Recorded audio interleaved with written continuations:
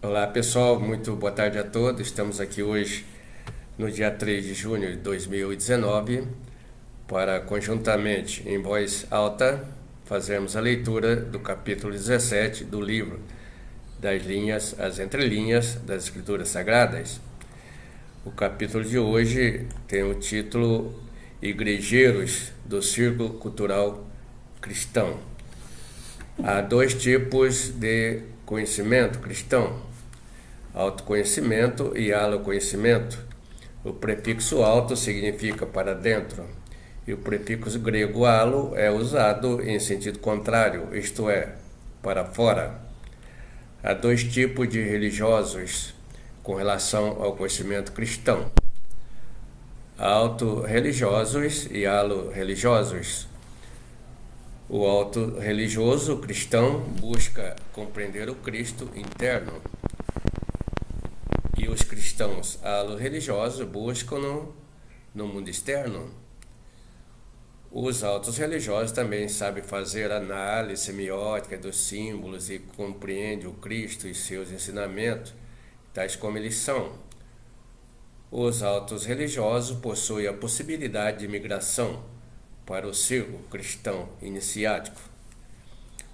Os alo-religiosos ainda não conseguem entender os símbolos, pois não sabem fazer análise semiótica e ler nas entrelinhas das Escrituras Sagradas. Para os alos religiosos, Pedro é pedra. SI 12 de construção da Igreja do Cristo, do Templo de Salomão. Para os alos religiosos, Pedro é o apóstolo que deu início à Igreja Católica Apostólica Romana, consequentemente o primeiro Papa. Em Coríntios vamos encontrar que somos a lavoura e o edifício de Deus vivo. Holisticamente falando, sabemos que Deus também está presente em cada uma das construções que lhe são edificadas, pelo princípio da onipresença e pela promessa de Jesus Cristo, de que onde houvesse duas ou mais pessoas reunidas em seu nome, ali estaria ele também. Todavia, convém enfatizar que o lugar preferido de Deus é o templo, coração de cada um de nós. O halo cristão de hoje em dia está tão identificado com a sua igreja de pedra como os judeus de antigamente, que estavam muito apegados ao seu templo, edifício, como sendo a habitação de Deus, assim como estamos tendo um contato, cibernético pela mídia, entre todas as vertentes religiosas do mundo em pleno século XX. É bom chamar a atenção dos cristãos culturais sobre muitos equívocos acerca da doutrina cristã universal, mesmo sabendo que quase tudo será em vão. Fez também Estevão no início do cristianismo essa mesma coisa. Naquela época de fanatismo dos judeus igrejeiros, apareceu Estevão, que tenta falar contra a visão limitada dos judeus.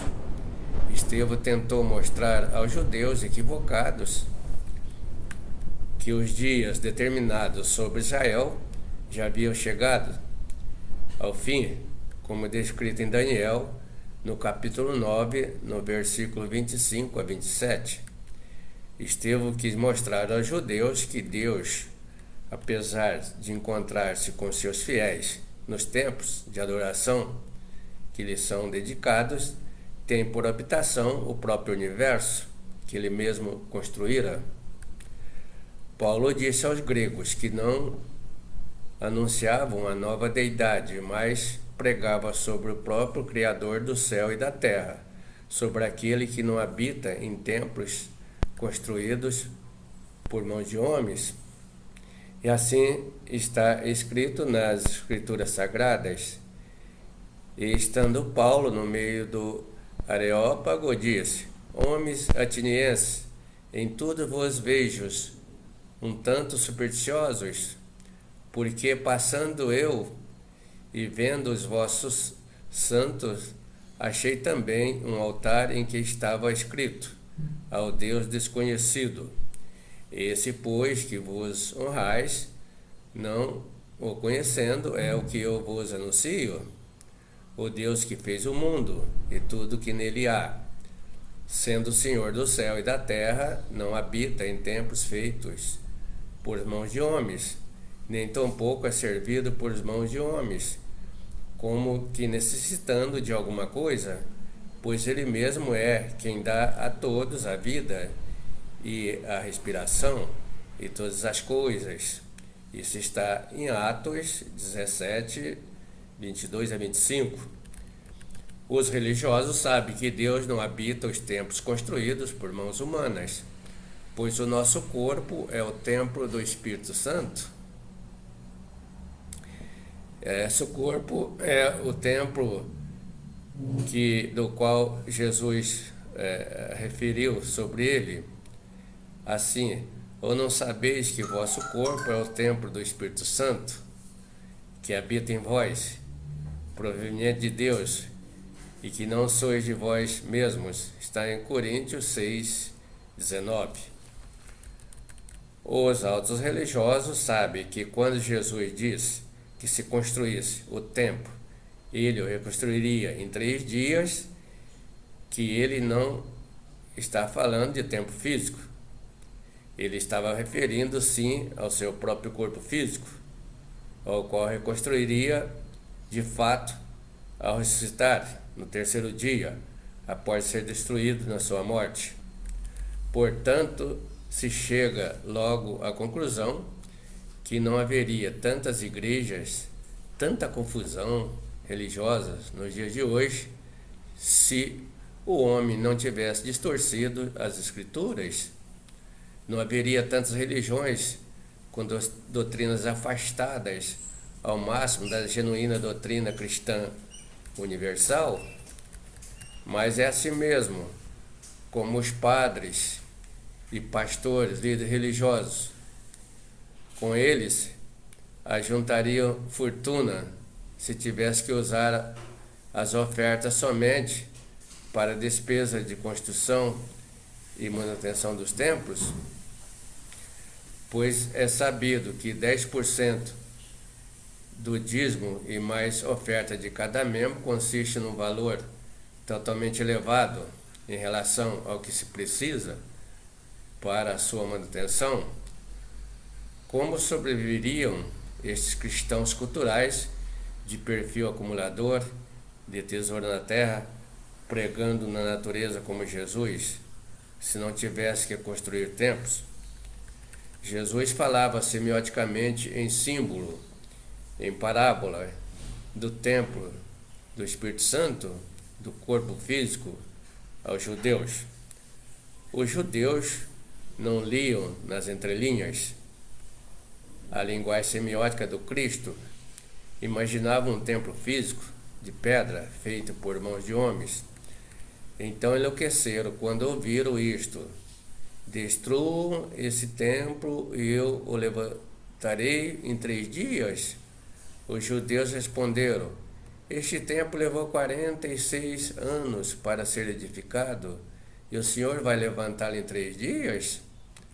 Jesus, ao falar que iria derrubar o templo em 3 dias e o ergueria novamente, ele estava falando do seu próprio corpo. E ninguém do círculo cultural cristão daquela época entendeu esta mensagem. Em outra passagem bíblica, Jesus é questionado de quando ele iria vir o reino de Deus, e ele advertiu aos seus questionadores que o reino de Deus não seria algo que pudesse ser visto aos nossos olhos carnais. Era algo que estaria dentro de nós. Lucas capítulo 17, versículos 20 e 21. Deus não caberia em todos os templos feitos pelas mãos dos homens, e nem nas doutrinas e religiões feitas pelos homens. Deus é grande demais é infinito. Então, o único lugar que conseguiria caber um Deus tão grande é em nossos pequenos corações, ao qual a sua dimensão espiritual está longe de entendimento do homem do círculo cultural. Os cristãos culturais ainda buscam a Deus lá fora, em templos, em igrejas, em religiões, etc., etc. Mas não acharão esse reino. Eles não acharão até quando não aprender a vê-lo em todas as coisas, em todos os lugares, principalmente dentro do nosso coração.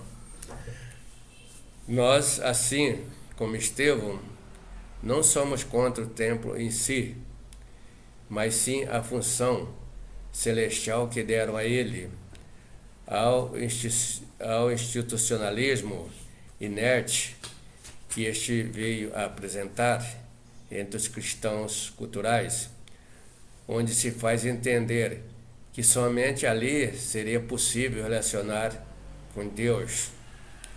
Os cristãos iniciáticos sabem que Deus falsos podem ter suas casas, suas imagens, mas o Altíssimo é onipresente, incognoscível.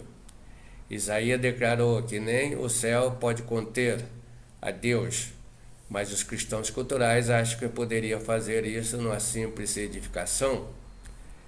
Reiteradamente deve-se dizer que o verdadeiro templo não é feito de pedras e nem de madeira, usando ferramentas convencionais pelas mãos de homens. Ele é construído dentro de cada um, dentro de cada pessoa, usando o HIS-12 como material de construção. Estes templos que o homem constrói aí pelas mais diferentes religiões do mundo não servem para Deus, serve apenas para o próprio homem. Só mesmo Deus pode construir sua própria casa. Todo o universo não pode contê-lo, mas ele é tão maravilhoso que aceita morar no coração de um homem, onde todos nós somos templos do Divino Espírito Santo. Se Deus não reside em templos construídos por mão de homens, então por que o líder religioso do círculo cristão cultural, ao longo dos tempos, constrói tantos templos? Cada líder religioso pronuncia que Deus está só ali, na sua igreja, ignorando a lei divina da onipresença, ignorando o que Jesus disse: eis que vos dirão, ei-lo aqui ou ali, não credes, e não vades após eles. Nenhum líder religioso se atreveria a construir uma igreja se tivesse entendido a pergunta que o próprio Deus fizera: que casa me edificarei vós? Esta foi a pergunta de Deus. Qualquer líder religioso deveria saber que ninguém pode edificar uma casa física para Deus morar. Todavia, é grande o número deles que equivocadamente pensaram que isso fosse possível. Já no Antigo Testamento aparecem muitos equivocados sinceros que, no intuito de agradecer a Deus, de agradar a Deus, cometeram esta loucura. Um deles foi Salomão. Apesar de toda a sua sabedoria, imaginava, como Davi, seu pai, poder edificar uma casa para Deus, segundo Coríntios, capítulo 6. Apesar de eles serem sábios, isto ocorreu porque certamente não tinham a consciência totalmente desperta. Que pessoa se meteria a tal despropósito se compreendesse que o Altíssimo não habita em templos feitos por mãos de homens, tal como diz o profeta? Assim, nas Escrituras: o céu é meu trono, a terra o escabelo dos meus pés. Que casa me edificareis, diz o Senhor? Ou qual lugar de meu repouso? Não fez porventura a minha mão todas essas coisas? Isso está em Atos, capítulo 7, versículos de 47 a 50. Ao estudante prático do círculo cristão iniciático, gnóstico, é revelado esse mistério. Então ele sabe qual é o verdadeiro tempo que deve edificar ao Senhor. Então ele sabe que não resolve mais construir um templo após outro, enquanto o povo permanece sob o domínio do ego. O estudante prático do conhecimento crístico iniciático sabe que o forçar de barra para que o templo seja um local especial de Deus não pode ser do agrado dele. Com tudo isto, deve-se dizer que os líderes religiosos não devem construir templos. Pode e deve fazer sim, mas com outro olhar, tendo a visão de que aquela construção vai proporcionar um maior conforto e bem-estar para a igreja que se reúne naquele lugar, mas que isto não significa de maneira alguma que ali seja um local superior ou o único onde Deus possa estar, uma vez que Deus não habita em casa construída por mãos humanas. Se ele tiver de ser encontrado, pode estar certo disso, será em alguém, numa pessoa ou em um povo. Deus quer habitar em nós para esse fim. Então, quem deve ser edificado somos nós.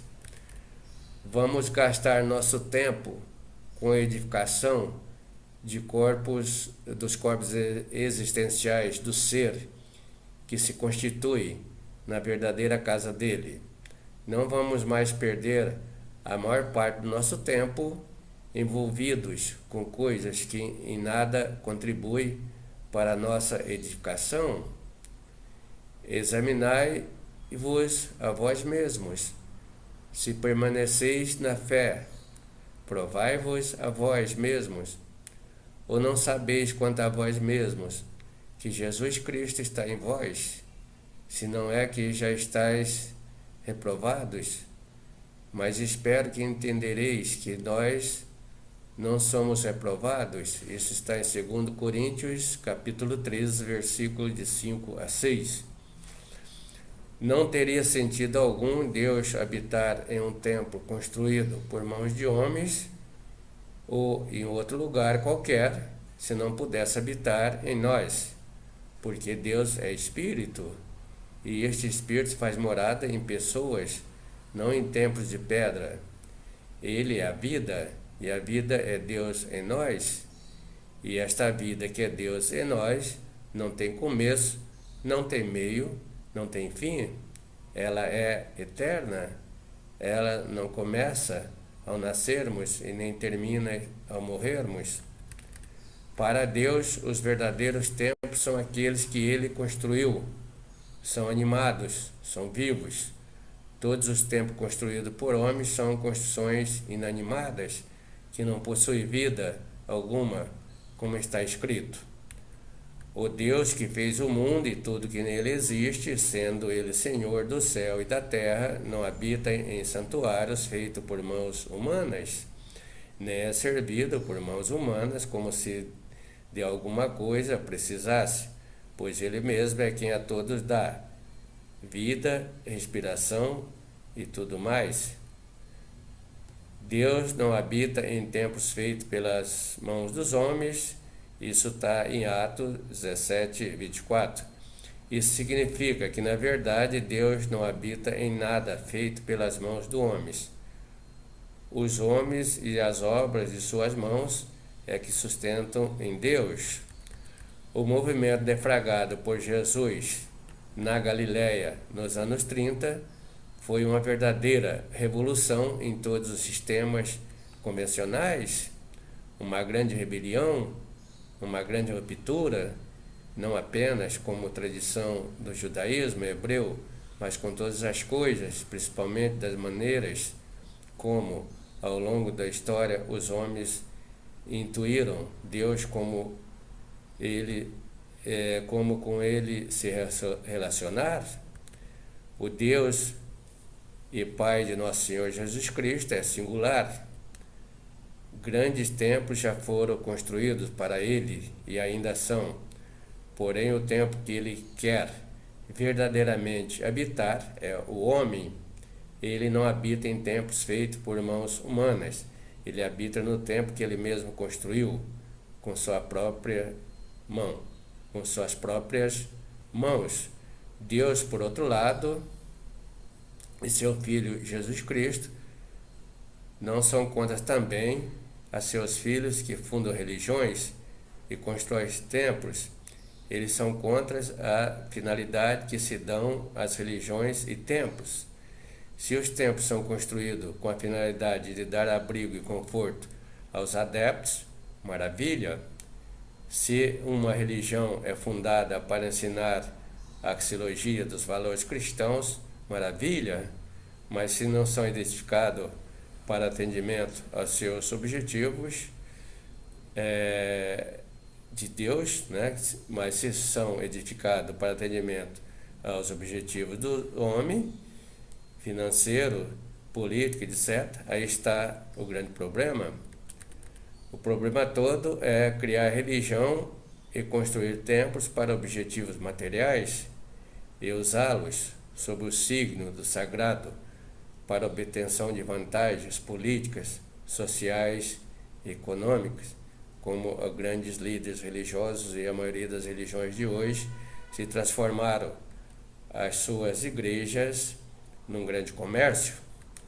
Os verdadeiros seguidores do Cristo não são aqueles que se constituem em igreja apenas quando estão no templo, não sacralizam o edifício onde a igreja se reúne, mas são aqueles que são igrejas em qualquer lugar onde encontram, que compreende que sagrado é o nosso corpo, que é lugar onde Deus habita.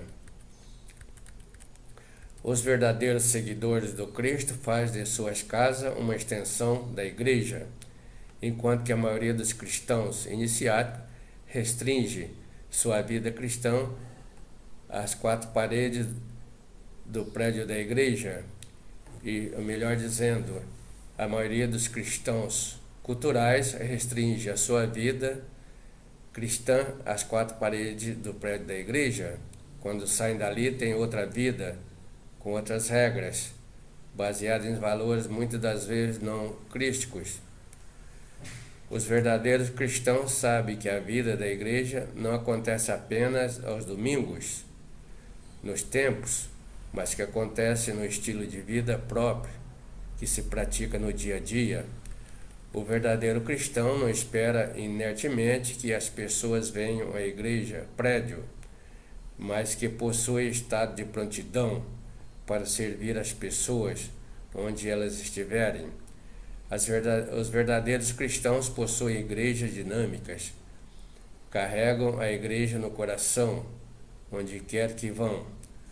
Uma das razões de possuirmos tantos templos nos dias de hoje se deve ao fato de que sem templo não tem grandes arrecadações, não tem grandes negócios sacros, não tem grandes comércios, nem como prender a atenção das pessoas com doutrinas de um cristianismo materialista. Hoje em dia, os dízimos e as ofertas são para a manutenção e construção de templos cada vez mais usados. Constrói-se templos que parecem mais com cassino do que com outra coisa, onde há vendedores e jogadores, onde tem até o nome de Jesus escrito em neon, e lá você deixa a sua aposta, como dizem os fiéis, seus votos. Os cristãos iniciáticos não colocam o evangelho do Cristo preso em quatro paredes de templos, como faz os cristãos culturais. Sabe que o evangelho do Cristo alcançou cidades que davam total liberdade para os cristãos construir seus templos. Entretanto, por mais avançada que tornasse a ciência da arqueologia, até hoje não se achou nenhum templo cristão e nem mesmo vestígios foram achados de algum templo. o que prova que eles não estavam a fim de construir igrejas e edifícios, como se faz nos dias de hoje. Muitos líderes religiosos, pastores, evangélicos, padres, monges, etc., dizem aos seus fiéis que Deus só habita em suas igrejas, que só se manifesta pelo Espírito Santo em suas igrejas. Isto que eles fazem é pura magia negra, ou seria, no mínimo, um engano para dominar e escravizar seus fiéis e assim não perder seu lucro, que vem através das mãos desses pobres fiéis. Deus não habita em templos feitos pelos homens, pois Ele é Senhor do céu e da terra, e sendo assim, está em todos os lugares, nas mais de 60 mil religiões que se diz existir pelo mundo afora, seja na Igreja Católica, seja nas evangélicas, nos centros espíritas, umbanda, nas casas dos 100 religiões, entre os ateus, aos agnósticos e em todos os lugares que ele desejar. O pessoal que se diz ser de tal igreja, porque ela é do Pedro, que seu dirigente máximo é o sucessor direto de Pedro, etc. Mas se fizermos uma retrospectiva para checarmos a verdade dos fatos, devemos buscar a resposta para a seguinte pergunta: como era a igreja dirigida por Pedro? Onde se faziam as reuniões para celebrações dos sacramentos? Qualquer um de nós pode voltar ao passado em retrospectiva meditativa e perguntar ao apóstolo Pedro: irmão Pedro, onde fica a sua igreja? Como você a fundou? Como que você a dirige? Como que Pedro responderia? Pedro certamente iria responder que no livro de Atos há a narração do que fora feito por ele, em conjunto com os demais apóstolos, dizendo que, após a ascensão do Senhor Jesus ao trono da glória do Pai, os apóstolos e discípulos foram ungidos pelo Espírito Santo para a obra do mistério, Atos capítulo 2, e realizaram a maior obra evangelista na face da terra. Pedro continuaria dizendo que eles precisavam de templos edificados, pregava que eles não precisavam de templos edificados, que pregava nas casas das vizinhanças, nas ruas, nas praças, nas praias, nos campos, nas montanhas, enfatizando que em qualquer lugar onde estivessem, ali seria anunciado a boa nova. E maravilhas aconteciam pelo nome do Senhor Jesus. Pedro iria dizer que eles, os gnósticos ou os primeiros cristãos, os cristãos iniciáticos, a exemplo de Jesus Cristo, não iriam aderir a religiões já existentes, nem fundar qualquer outra. Naquele tempo, como a maioria do povo de Israel ainda permaneceu cumprindo a lei de Moisés, os apóstolos iam às sinagogas dos judeus anunciar o evangelho de Cristo. Então eles não eram fanáticos religiosos e se relacionavam bem com todas as pessoas das diversas religiões já existentes, para não aderir ao que existia, pois eles não comungavam com os judeus remanescentes na lei, portadores da doutrina judaica já revogada pelo Cristo. Mas eles aproveitavam o espaço ali e ensinavam aos judeus as boas novas do Cristo. Por outro lado, para não fundar outra religião convencional, eles faziam as reuniões da Igreja de Cristo nas suas casas, daqueles que recebiam a palavra da salvação. Isso está em Atos, no capítulo 28, versículo 30, em Romanos, capítulo 16, versículos 5 a 10. E assim seguia no sistema de rodízio, de casa em casa, sem onerar ninguém, sem sacrificar os seguidores, se não tivesse havido a deturpação do cristianismo autêntico desde o início. Estaria assim até hoje uma verdadeira confraternidade. entre os cristãos. Não teríamos dirigentes religiosos, nem papado, nem bispado, nem pastorado, nem igrejas e templos suntuosos, banhados a ouro e prata. Se pudéssemos dialogar com Pedro, perguntando-lhe se está correto agir como o Vaticano e as demais igrejas cristãs agem, gastar milhões em construção, enquanto há pobres dormindo na rua e crianças morrendo de fome, o que ele iria nos responder? Certamente ele iria nos dizer, como está em Atos, capítulo 2, versículo 46, e capítulo 5, versículo 42. Nós diariamente partimos o pão de casa em casa e tomamos as suas refeições com alegria e singeleza de coração. Naquela época, todos os dias íamos de casa em casa, não cessávamos de ensinar e de pregar Jesus Cristo.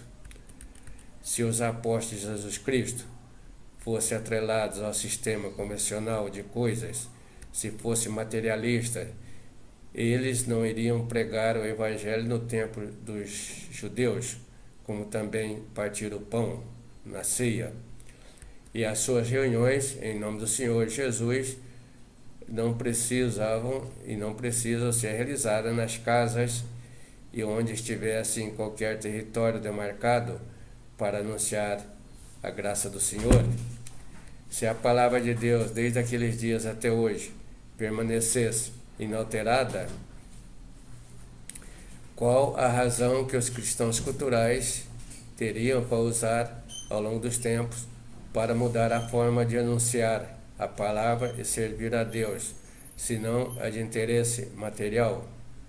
Se todos os líderes religiosos tivessem compreendido a palavra do Senhor no livro de Atos, capítulo 7, versículo 48 a 49, 17, 24 a 25, onde se afirmar que Deus não habita em templos construídos por mão de homens, seria absolutamente desnecessário estar falando hoje sobre as desnecessárias construções de templos e criação de religiões. Como teria sido diferente aos ditos cristãos se tivessem entendido a palavra do Senhor Jesus citada no Evangelho? Onde estiver 2 ou 3 reunidos em meu nome, aí estou eu no meio deles. 2 ou 3 reunidos em nome do Senhor Jesus, seja onde quer que estejam, na casa, Atos 28, 30 a 31, na prisão, Atos 16, 23, 36, na praça, Atos 17, 17, na praia, Atos 21, 5, ali estará constituída a Igreja do Cristo. A verdadeira casa do Senhor é o universo. O universo absoluto é a alma de Deus, e o universo relativo é o seu corpo físico. O Senhor está no seu santo templo, o trono do Senhor está nos céus, e os seus olhos estão atentos, e as suas pálpebras provam os filhos do homem. O templo, prédio construído por mãos de homem, não se constitui em lugar onde possa se dizer que Deus em algum momento morou ali. Deus nunca morou em construções feitas por mãos humanas, mas escolheu para morar aquilo que ele mesmo construiu, o templo homem. Até mesmo Salomão, que construiu o primeiro templo para Deus, não cria que Deus fosse habitar ali. E eu tenho edificado uma casa para morar em lugar para a tua eterna habitação. Está em Crônicas 6, 2. Mas, na verdade, habitaria Deus na terra? Eis que os céus e até o céu dos céus não poderia conter, quanto menos esta casa que eu tenho edificado. Não poderia conter, quanto menos essa casa que eu tenho edificado. Isso não quer dizer que seja errado ter um lugar fixo para se reunir um grupo de crentes. Errado é acreditar que para a adoração ocorrer é necessário um local específico. Para Deus, nem o templo em nenhum outro lugar tem importância maior por si mesmo, mas só é importante quando ali houver pessoas que creiam em Deus, e isto é tudo. O que importa compreender em tudo isto é que para Deus o lugar por um templo não é superior a qualquer outro lugar do universo criado por Ele. Como pensam líderes religiosos do círculo cristão cultural, para ele o templo é igual a qualquer outro lugar. O pessoal do círculo cultural cristão, apegado aos templos e edifícios, deve fazer a morte psicológica de tal apego, por se tratar de algo passageiro, ilusório, que não possui uma realidade eterna.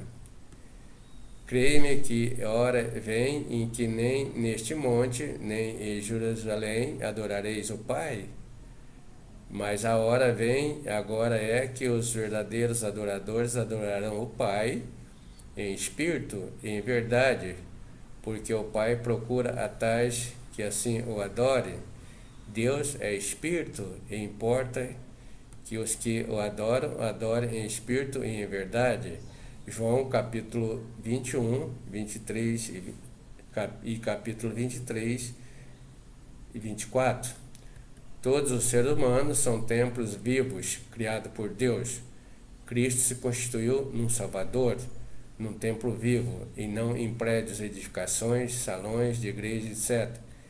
Estes têm a sua utilidade como lugar de reuniões, de adorações, de liturgia, de estudo, etc. Porém, sabemos que todos serão destruídos no fim dos tempos, onde não ficará pedra sobre pedra. A forma mais elevada de se entrar em contato com Deus é aquela que Jesus nos ensinou, de entrarmos em nosso quarto, fechar as portas, se isolar e orar ao Pai que está em segredo. Isto é meditação, mas também há a manifestação da divindade em meio ao coletivo, como naquela, por exemplo, que desceu o Espírito Santo por ocasião do Pentecostes, onde estavam reunidos. Naquela época existia um só templo, e os judeus, muito embora houvesse muitas sinagogas também e igrejas, mas todas as sinagogas estavam subordinadas a um só templo, como ocorre hoje em dia, com os templos mórmons, aos quais estão atreladas as várias estacas, constituídas de alas e ramos. A verdadeira igreja de Deus é o corpo físico de cada ser humano, que contém o templo-coração, onde habita o Pai, o Filho e o Espírito Santo. Não vós sabeis que o Espírito Santo habita em vós e que for a destruir Deus também o destruirá. Coríntios 3,16. Etimologicamente, igreja deriva do grego de Eclesia, que se traduz como um chamado para fora. Era o nome que se dava na Grécia Antiga para um grupo de cidadãos que reuniam para tratar de assuntos do Estado. Este grupo saía do todo do coletivo social para se constituir numa parte, pois eles saíam do meio do povo do todo para se reunir numa assembleia à parte, como encontramos. E se há outras queixas que desejam apresentar, elas podem ser resolvidas em assembleias, conforme a lei.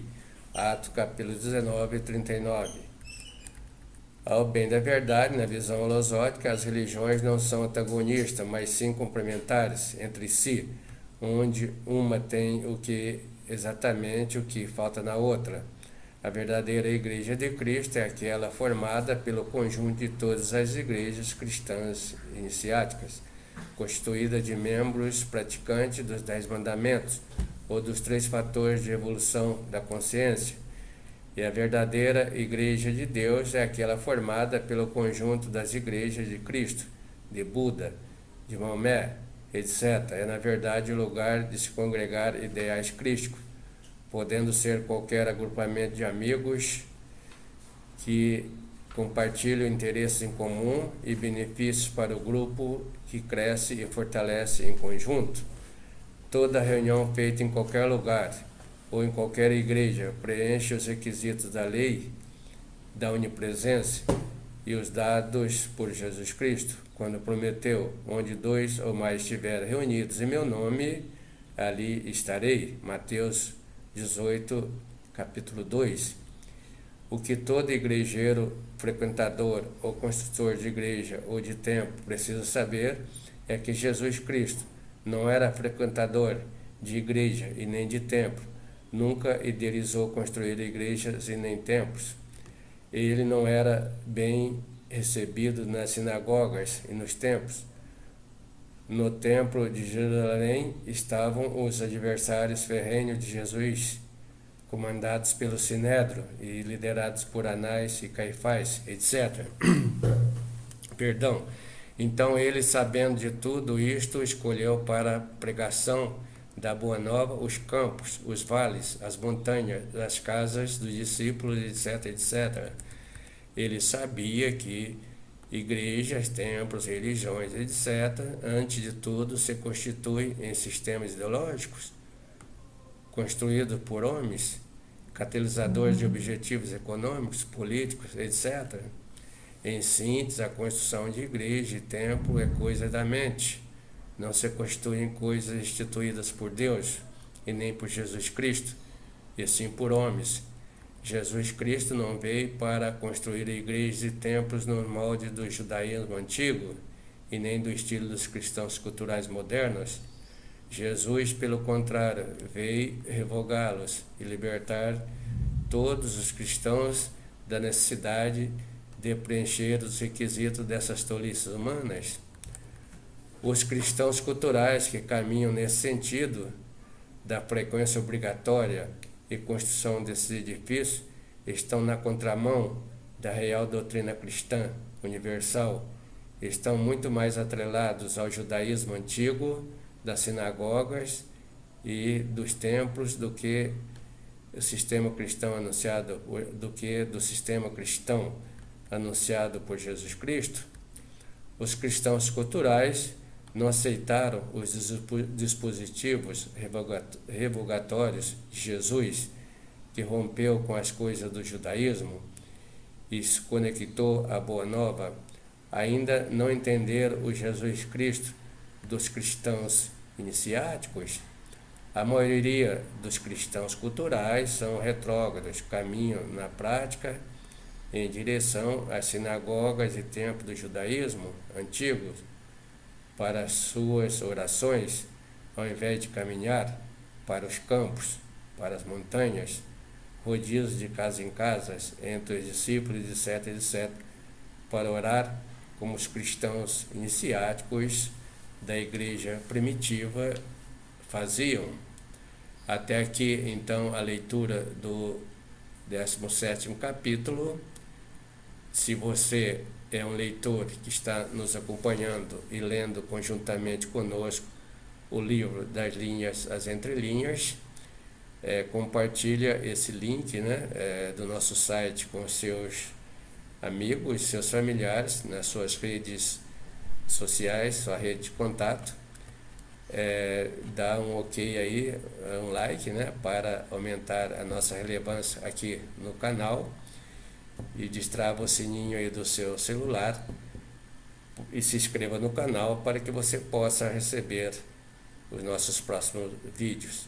A todos vocês, muito obrigado pela atenção prestada a mais esta videoaula de leitura em voz alta, a paz reverencial.